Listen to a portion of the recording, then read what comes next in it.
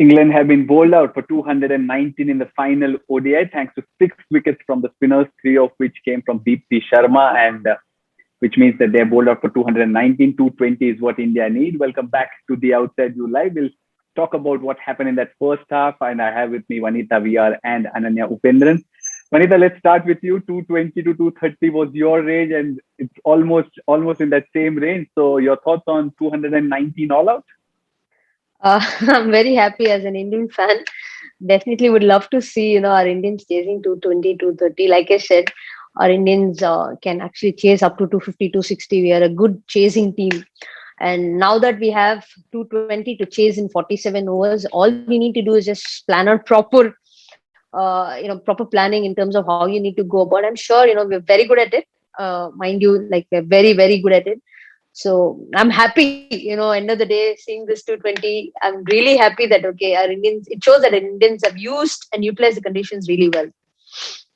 Yeah, 10 out of 13 matches India have won in the last 13 matches. 10 India have won. So Ananya, it's almost in India's territory. Your thoughts on how this score is placed, especially given the track at Worcester? Yeah, I mean, it seems like after the first over, I just had this feeling it's like a very Indian track. There was absolutely no carry, no pace. So it just seemed like, that three-spinner tactic obviously was because the surface, again, helped India. So, I think they bowled very, very well, very straight lines. And I would have been surprised if they had struggled on this track, considering, all of them have grown up playing on tracks like these that are very slow, that you need to be very straight. So, I think India bowled very well, and I also think they fielded exceptionally well. I think that added to the pressure today. Right from the start, you saw the energy in the infield. They didn't let Lauren Winfield Hill and Tammy Beaumont get away early, and that pressure just kept getting built. So, I think India utilized the conditions very well, and hopefully they bat sensibly and kind of chase this down. Yeah, the county ground in Worcester has not been England's best ground at home, especially. So that will also play on their mind. But let's take a look at that bowling scorecard for India. 1 wicket each in fact, all the bowlers have picked up at least 1 wicket, with DEEPTI Sharma shining with a 3 for 47.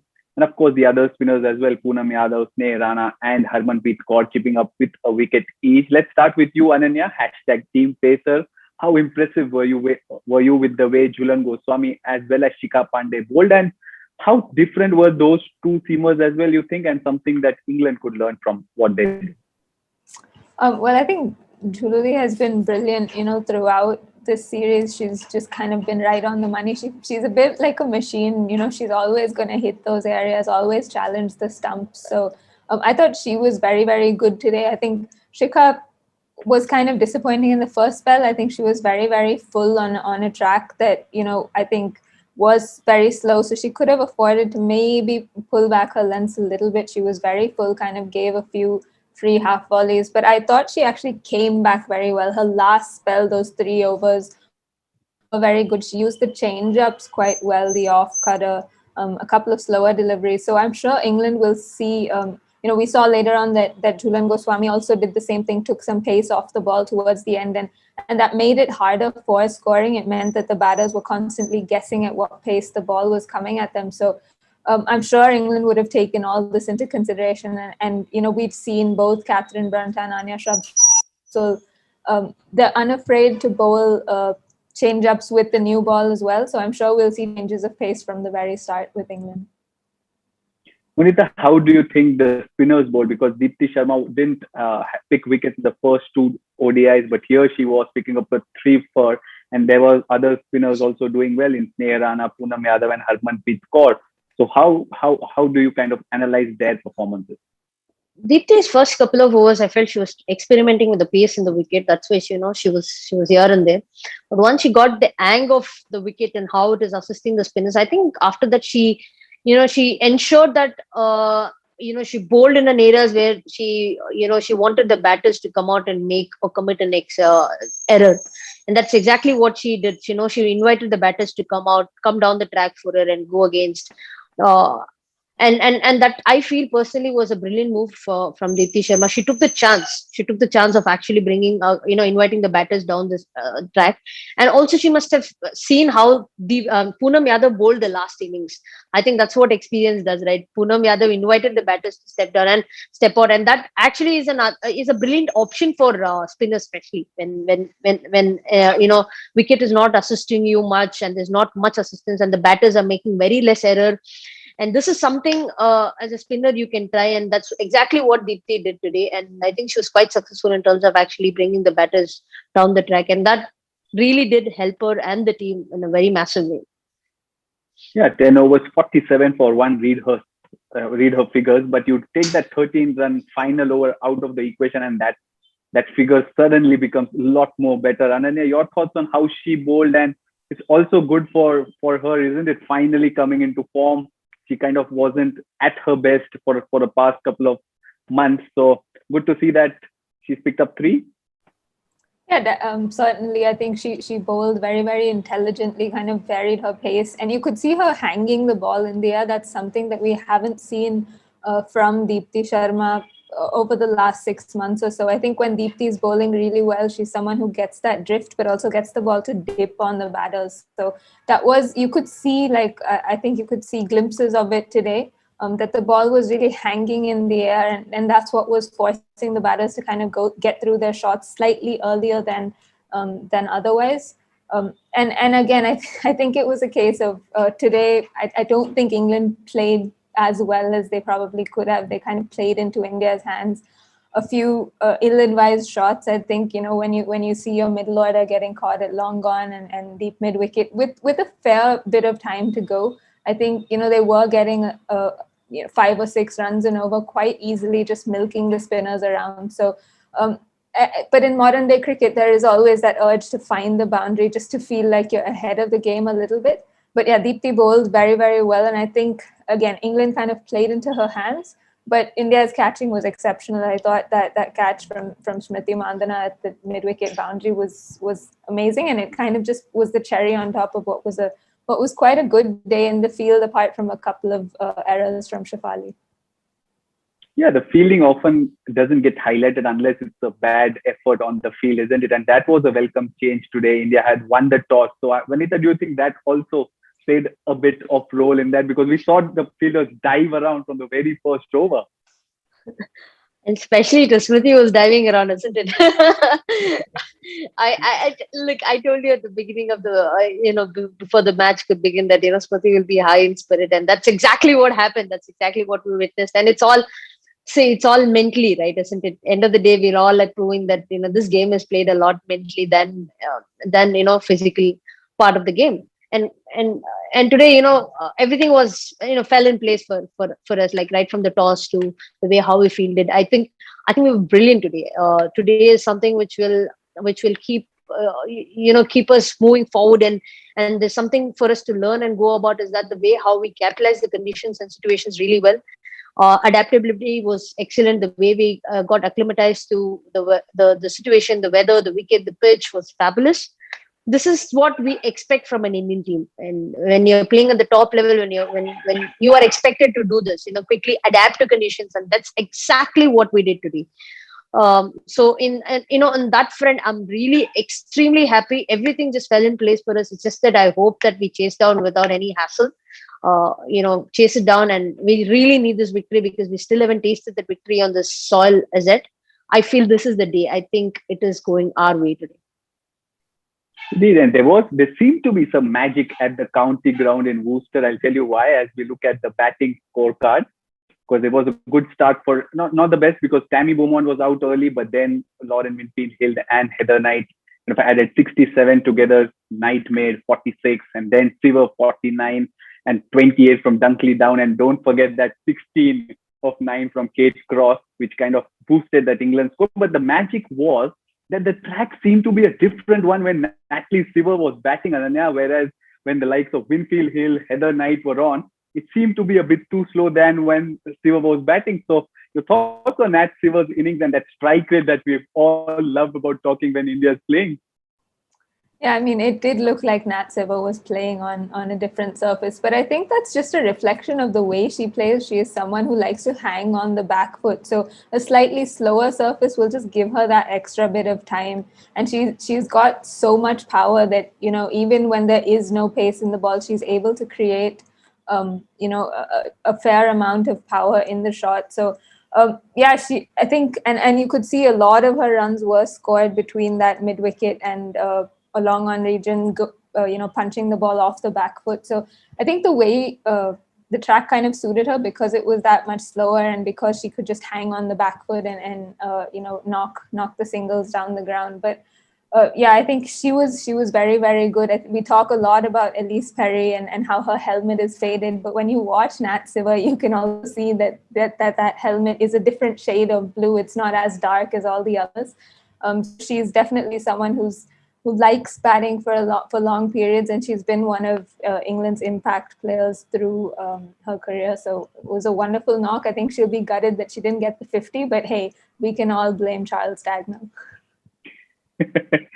But Vanitha, Natalie Sciver is a class apart, isn't it? And that 49 must be more than just 49 on this kind of surface. Your thoughts on that innings and the difference that it had mainly from what Heather Knight and Lauren Winfield Hill played? See, the difference what Sciver does, or the kind of X factor that she brings into the team is simply because the way she reads the line and length very quickly. That is what is standout for me today. And every game she's doing it, and a contact point is so close to the body. She allows the ball so close to the body. It looks like as if she has plenty of time to play the ball, and that's exactly why she's able to place the ball to the left or the right. Even if you have two mid-wicket fielder, I'm telling you she'll be able to place it. That's because she allows the ball to come onto the bat, and that's exactly what every cricketer must be looking to do it, because that's an art. It's not just about hitting the ball. It's just not about timing the ball. It's about allowing the ball closer to your body and then, able to place the ball towards the left and right.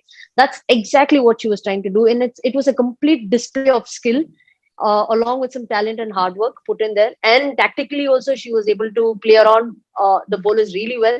I like the way how she rotates the strike, how calculative she is and how she is ready to take on the bowlers.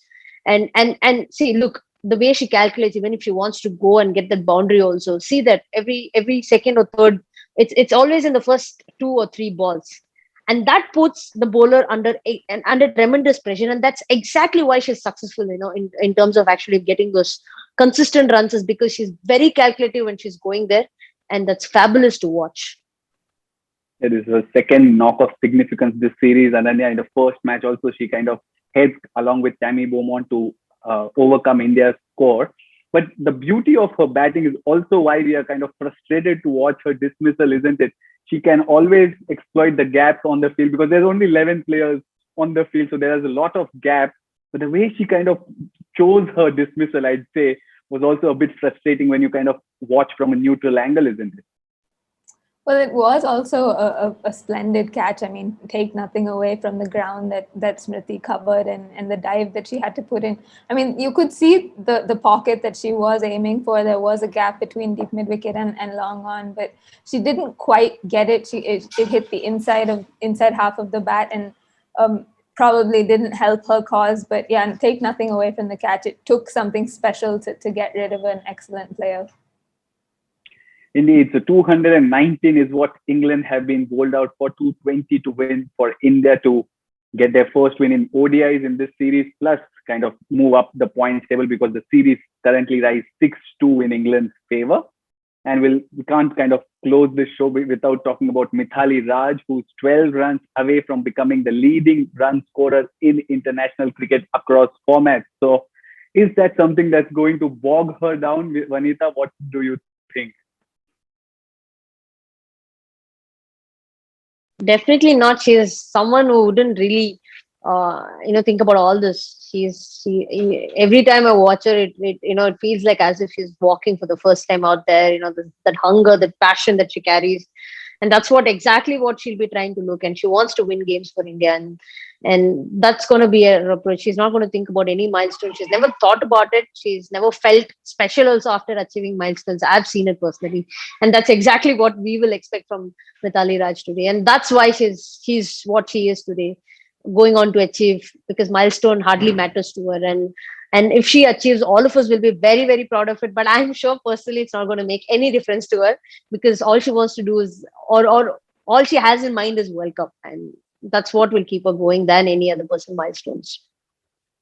Indeed, Charlotte Edwards at this moment has that record of more strength, and she's in the commentary box watching all of this. But you talk about Indian cricket, you talk about the jersey number 18, and you talk about run chase. All these three always make for a helpful watching if you are an Indian fan, Ananya. And Smriti Mandhana in a run chase. We've seen what happened in the past, and today she's kind of gotten to a good start when you talk about the fielding efforts. You think today's the day it's going to be a 50 or more for her in this series?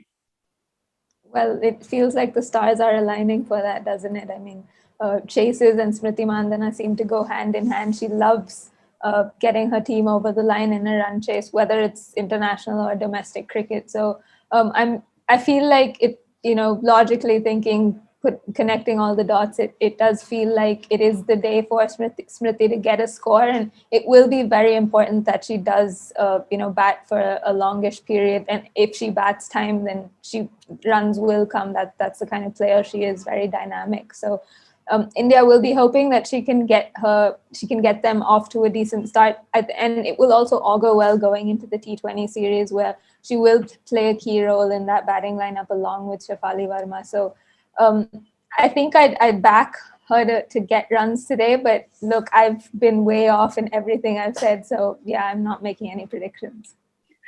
Right there. So, Vanitha, is there a key battle that you're looking forward to in that second innings, and who you think could be that England bowler who could trouble India? I feel it'll be Glenn today, given the nature of the track. It's playing a little slow and Eccleston. If pacers, I think Sciver might play a role. I think today cutters and the slower ones will play a handy. And I'm sure these bowlers are well equipped. They know how to play around their cards. So it's going to be a tough competition. I'm not saying it's going to be easy for us. It is going to be tough. It's just that we need to apply ourselves and not think too much ahead. Just go one ball at a time. And that's how I think we can chase it down, because we desperately need this victory today. Ananya, key bowler in that England attack, and your thoughts on how that innings might go? Well, again, Sophie Eccleston's one of the best bowlers in the world, so it'd be hard to go past her. But I think just pace off or with the seamers, someone like Cross and Sciver are going to be key for England, just to dry up those middle overs and pile the pressure on India. So I'm looking forward to see how they go about their business. We did see Cross use the wobble seam delivery a lot in the previous game, but I think today she'll probably use a lot more cutters. So I think them.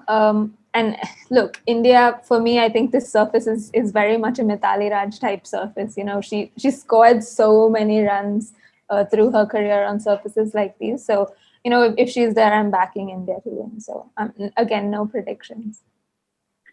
There you go. 220 is what India need. And remember, it could be a spicy chase because the track is not too spicy. It's quite slow in that sense. An Indian track, as Ananya mentioned it so many times. So let's see where this match is headed. 220 is the figure that we are all looking forward to.